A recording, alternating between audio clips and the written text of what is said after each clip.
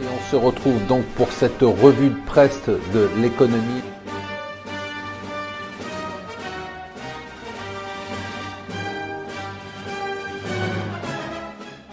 Bonjour et bienvenue sur Mon Financier pour la revue de presse de l'Écho. Nous sommes le mardi 18 octobre. Il se passe des choses sur les marchés. On a l'impression, en regardant les indices boursiers, qui hier ont baissé de 0,30% aux États-Unis, à peu près de 0,50% en Europe, qu'il ne se passe pas grand-chose. En fait, il se passe beaucoup de choses sur les taux d'intérêt à long terme. Hier, il y a eu une journée assez agitée avec des remontées de taux d'intérêt américain, anglais, allemand au plus haut depuis juin quand même. Le 10 ans américain, ça vaut quand même 1,80%. Ça veut dire que maintenant, acheter du dollar, c'est pas pour rien que le dollar monte.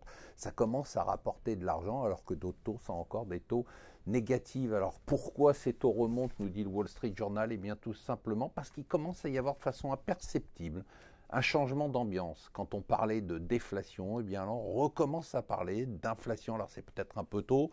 On verra jeudi que normalement la Banque Centrale Européenne ne fera pas grand-chose.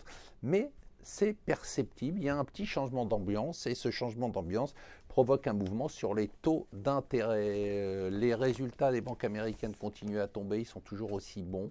Ils se sont habitués à un contexte de taux d'intérêt bas. Il faut dire que, comme on le disait tout à l'heure, les taux d'intérêt américains, à long terme, sont plus hauts que les taux d'intérêt européens. En tout cas, ce qui se passe, c'est qu'on a vraiment, on le disait hier, une domination écrasante de la finance américaine. Ce qu'on vous dit depuis des mois, ce que je vous dis depuis des mois, c'est que Trump ne veut pas gagner les élections et qu'en fait, son projet, c'est de valoriser sa marque parce qu'il veut créer un média. Et bien aujourd'hui, le FT annonce qu'il est en négociation depuis 2 mois avec une banque d'affaires qui s'appelle LionTree, qui est spécialisée dans les médias, pour trouver soit un média acheté, soit un média avec lequel il veut s'allier. Il ne veut pas gagner ces élections. Ce qu'il veut, c'est fédérer la classe moyenne blanche autour de lui, autour d'un média puissant qui deviendra d'autant plus puissant que Clinton sera détesté et détesté pendant ces 4 ans. Donc ces 4 ans, ça va être un bonheur pour un média d'opposition.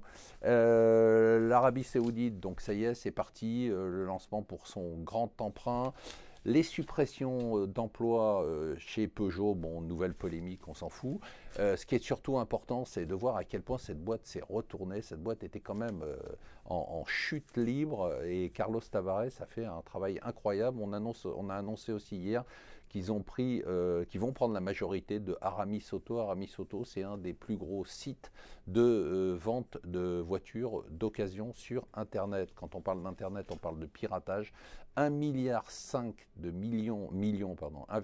milliard de comptes Internet ont déjà été piratés. Les pirates utilisent ça pour éventuellement utiliser les données et pour aller vous demander des rançons. On appelle ça des rançongiciels, c'est-à-dire des logiciels de rançon qui fonctionnent de façon automatiquement contre des entreprises.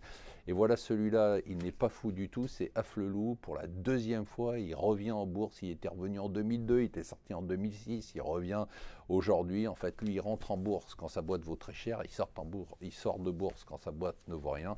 On se demande s'il va nous offrir une 2e action gratuite si on en achète une. Chin chin. Voilà, bonne journée et on se retrouve demain.